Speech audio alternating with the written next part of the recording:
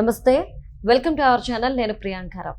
పేర్ని నాని గారు ఈరోజు మాట్లాడిన తీరు, అలానే ప్రధానమంత్రి నరేంద్ర మోడీ గారిని ప్రశ్నించారో లేదంటే తిట్టే కార్యక్రమం పెట్టుకున్నారో కానీ ఇవన్నీ చూస్తుంటుంటే జగన్మోహన్ రెడ్డి గారు కూడా విజయ బాటలోనే వెళ్తున్నారా అనే అనుమానాలు వ్యక్తమవుతున్నాయి. మరి జగన్ డెసిషన్ ఏంటి అనేది తెలుసుకునే ప్రయత్నం చేద్దాం. మనతో పాటు ప్రముఖ political analyst and social activist Krishnakumari గారు ఉన్నారు. ఆవిడతో మాట్లాడదాం.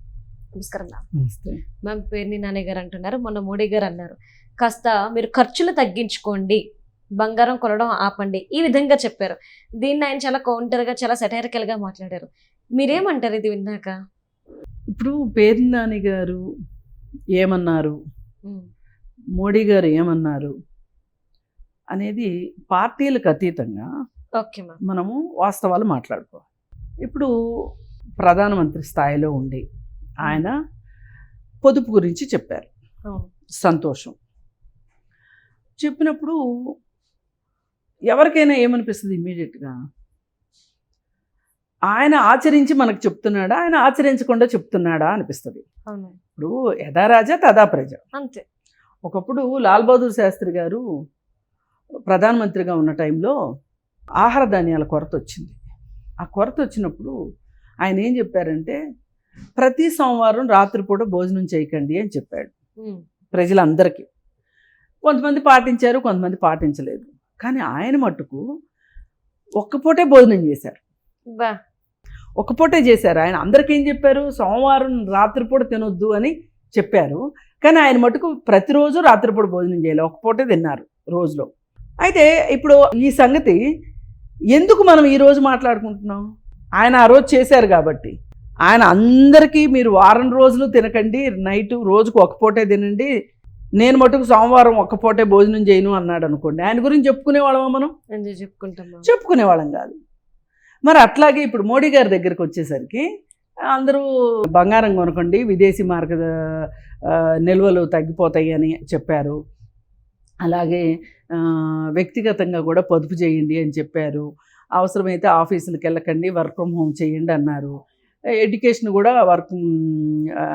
ఆన్లైన్ ఎడ్యుకేషన్ అని చెప్పారు. ఇట్లా ఎన్ని రకాలుగా పొదుపు చేయొచ్చో, ఇంధనాన్ని, డబ్బుల్ని, మామూలుగా వంట చేసుకునే ఆయిల్ దగ్గర నుంచి అందరూ పొదుపుగా ఉండండి అని ఆయన చెప్పారు. సరే, సంతోషం.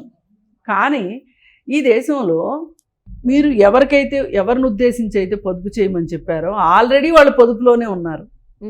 ఎందుకంటే నూనె రేట్లు విపరీతంగా పెరిగినాయి, నిత్యావసర ధరలు బాగా పెరిగినాయి. ఈ పెరిగినప్పుడు జీతాలు పెరగట్లేదు. అందుకని ఏం చేస్తున్నారు జనాలు, పొదుపు మానేశారు, ఖర్చులు తగ్గించుకున్నారు. రెండు రకాలుగా మార్పులు తెచ్చుకున్నారు ప్రజలు. ఎందుకంటే ఎక్కడ అప్పులు పుట్టని పరిస్థితి. అందుకని ఈ సామాన్యమైన జనమే మన దేశంలో ఎక్కువ ఉన్నారు కాబట్టి మీరు పొదుపు మంత్రం వీళ్ళకి చెప్పాల్సిన అవసరం లేదు. ఎవరికి చెప్పాలయ్యా అంటే, ఇప్పుడు అంబానీ ఇల్లు ఉంది, ఆంటీలియా అని ఇల్లు కట్టారు కదా బొంబాయిలో. ఆ ఇల్లు 34 ఫ్లోర్లు.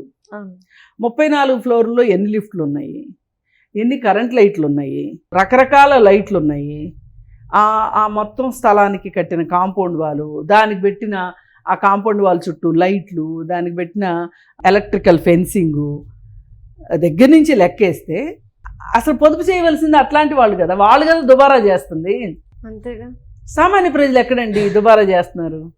మీరు కానీ నేను కానీ మనం ఒక మాదిరి మనుషులు అనుకుంటే మన జీవితాల్లోనే పొదుపు వచ్చింది. అంతే. ఇంకా కింద వాళ్ళల్లో ఇంకా పొదుపు వచ్చింది. అసలు పక్కన మన దేశంలో పోషకాహారాలు ఏముంది, తిండి లేక,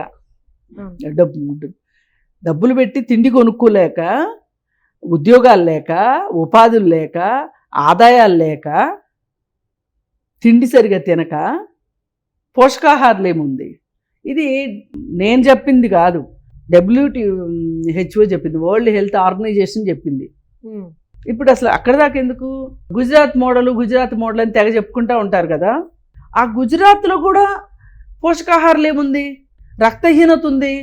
అంటే నేను చెప్పొచ్చేది ఏంటంటే, సంపద పోగుపడుతుంది బాగా, అందరికీ ఏమీ పంచబడట్లేదు. మీకు పంచాం కదా, అవి జాగ్రత్త పెట్టండి, బీరువాలో పెట్టుకోండి, గాడ్రేజ్ బీరువాలో పెట్టండి, తాళాలు సరిగా వేసుకోండి అని చెప్తే ఏంటి ఉపయోగం? అంతేగా. వాళ్ళ దగ్గర ఉంటే కదా దాచుకోవాలో, లేకపోతే గొయ్యి తీసి గోతులు బాతి పెట్టాలో, లేకపోతే ఏమంటారు బాత్రూమ్ కమోడుల్లో దాచుకోవాలో, అవన్నీ డబ్బులు ఎక్కువైన వాళ్ళ పనులు, మామూలు వాళ్ళ పనులు కాదు. మామూలు వాళ్ళకి తినటానికి ఉండటానికే వాళ్ళకి సరిపోవట్లే. మరి గొర్రెతోక బెత్తెడు అన్నట్టు జీతాలు. అలా ఉన్నది పరిస్థితి. ఈ పరిస్థితుల్లో ఎవరు పొదుపు చేయగలరో ఆలోచించాలి. ఏ సెక్షన్ పొదుపు చేయగలరో ఆలోచించాలి. పొదుపు చేయగలిగిన సెక్షన్ ఏంటి అంటే సంపన్నులు ఉన్నారు ఈ దేశంలో. ఆ సంపన్నులు పొదుపు చేయాలి. అలాగే సంపన్నుల మీద సంపదను కలిగి ఉన్నందుకు ట్యాక్స్ వేయాలి. ఆదాయం వచ్చినందుకు పన్ను వేయడం కాదు, సంపద పైన పన్ను వేస్తే ఈ దేశంలో చాలా డబ్బులు వస్తాయి ఈ దేశానికి. మన దగ్గర ఎక్కడ వెల్త్ ట్యాక్స్ లేదు, మనకున్నదల్లా ఇన్కమ్ ట్యాక్సే. ఆ ఇన్కమ్ ట్యాక్స్ నుంచి తప్పించుకోవడానికి 100 మార్గాలు ఎతకడానికి మనకి ఆడిటర్లు ఉన్నారు. నిజంగా ట్యాక్స్లు కడుతుంది ఎవరు అంటే ఉద్యోగస్తులే కడతారు ట్యాక్స్లు. వ్యాపారస్తులు ట్యాక్స్లు కట్టరు సరిగా. వాళ్ళు ఏం చేస్తుంటారంటే తిమ్మిని బొమ్మిని చేస్తారు, ఏయో దొంగ బిల్లులు ఏయో బిల్లులు పెడతారు, పెట్టి కట్టిన ట్యాక్స్ని కూడా వెనక్కి తీసుకొచ్చుకుంటారు వాళ్ళు. ఇవన్నీ చాలనట్టు అప్పుడప్పుడు వాళ్ళు బ్యాంకుల్లో లోనులు తీసుకున్నందుకు కానీ ఆ లోన్లని మీరు కట్టక్కర్లేదు పోండి మీరు అసలే కష్టాల్లో ఉన్నారు అని చెప్పి ప్రభుత్వం కూడా వాళ్ళని లోన్లు కట్టే పని లేకపోకుండా వాళ్ళ ఆస్తులు కాపాడుతుంది. ఆస్తులు స్వాధీనం చేసుకోవాల్సిన దగ్గర ఆస్తులు కాపాడుతుంది, ఎన్పిఏ అయిపోయిన ఆస్తుల్ని. అందుకని ఏ రకంగా చూసినా ఇవాళ సామాన్యులు పొదుపు చేయాల్సినంత పరిస్థితిలో సామాన్యులు ఉన్నారని నేను అనుకోవట్లే. మరి మీరు ఎవరిని చూసి సామాన్యులు అనుకుంటున్నారో, ఎవరు మీకు దేశ ప్రజల్లా కనపడుతున్నారో కానీ బిలో పావర్టీ లైన్ కింద ఉన్న జనాలే బోల్డ్ మంది ఉన్నారు. బిలో పావర్టీ లైన్ పైన ఉన్నంత మాత్రాన వాళ్ళకి ఇబ్బడి ముబ్బడిగా డబ్బులు ఉన్నాయి అనుకుంటానికి లేదు. అందుకని అసలు ఈ కష్టాలు ఎందుకు వచ్చినాయి మనకి అనేది ఆలోచించాలి. ఇప్పుడు బంగారం కొనొద్దన్నారు, విదేశీ మార్క నిల్వల గురించి చెప్పారు కాబట్టి అది బేషే, మంచి మాటే. అసలు ఇంతకుముందు ఎందుకు ఆలోచించలేదు? విదేశీ మార్క నిల్వలు బంగారం కొనడం వల్ల తగ్గిపోతాయి కాబట్టి బంగారాన్ని రిస్ట్రిక్షన్ చేద్దామని చెప్పి ఎందుకు అనుకోవాలా? ఎందుకు రిస్ట్రిక్ట్ చేయలేదు? అంటే ఇప్పుడు చేతులు గాలిన తర్వాత ఆకులు పట్టుకుంటేలాగా ఉంది కదా. అంతే. అందుకని ఏ రకంగా చూసినా మోడీ గారి వ్యాఖ్యల్ని పేర్ని నాని గారు వ్యతిరేకించడాన్ని ఆయన కొంచెం సటైరికల్గా చెప్పారు. సార్ మాకు చెప్పటం కాదండి, మీరు కూడా కొంచెం ఆచరించండి అన్నట్లు చెప్పుకుని వచ్చారు. బాగానే ఉంది ఆయన సూచన. అసలు మీరు రైళ్లలో తిరగండి అని చెప్పాడు ఆయన. విదేశాలు అంటే విదేశాలు వెళ్ళొద్దు అని చెప్పాడు. అట్లాగే ఇప్పుడు మిలింద్ దేవరా అని ఇంకొక ఆయన ఏం మాట్లాడాడంటే పార్లమెంట్ సమావేశాలు ఆన్లైన్లో చేస్తే కనుక 1000 కోట్లు మిగులుతాయి అని చెప్పి మాట్లాడాను. అసలు మామూలుగా వీళ్ళు సభకొచ్చే బ్లూ ఫిల్ములు చూసుకుంటారు, సభకొచ్చే నోట్లో రాళ్ళు పెట్టుకుని కూర్చున్నట్టు ఏం మాట్లాడరు. ఇంక వీళ్ళు సభలకు కూడా రాలేదనుకోండి, ఆన్లైన్ అన్నారనుకోండి, ఎవరండి ఆన్లైన్ ముందు కూర్చునేది? ఎందుకు కూర్చుంటారు మేడం? ఏం కూర్చోరు. అందుకని ఎంచక్క ఏ ఫారిన్ వెళ్ళి ఫారిన్ నుంచి ఆన్లైన్లో వస్తారు. అందుకని ఇవన్నీ అయ్యే పనులు కాదు. ఈ కష్టాలు కూడా నేను తాత్కాలికం అనుకుంటున్నాను. ఇదేదో ఎక్కువ కాలం ఉండే కష్టాలని నేను అనుకోవట్లేదు. ప్రభుత్వం వైపు నుంచి మేము ఇంత ఆదా చేశాము, ప్రజలారా మీరు కూడా ఇంత ఆదా చేయండి, మీ వ్యక్తిగత త్యాగాలు ఇవాళ ఈ దేశానికి అవసరము, మేము కూడా ఇంతంత త్యాగాలు చేశాము అని చెప్పడానికి అసలు ఈ గవర్నమెంట్లో ఒక్కళ్ళన్నా మార్గదర్శకంగా ఉన్నారా అని నేను ప్రశ్నిస్తున్నాను. మీరు లేరు.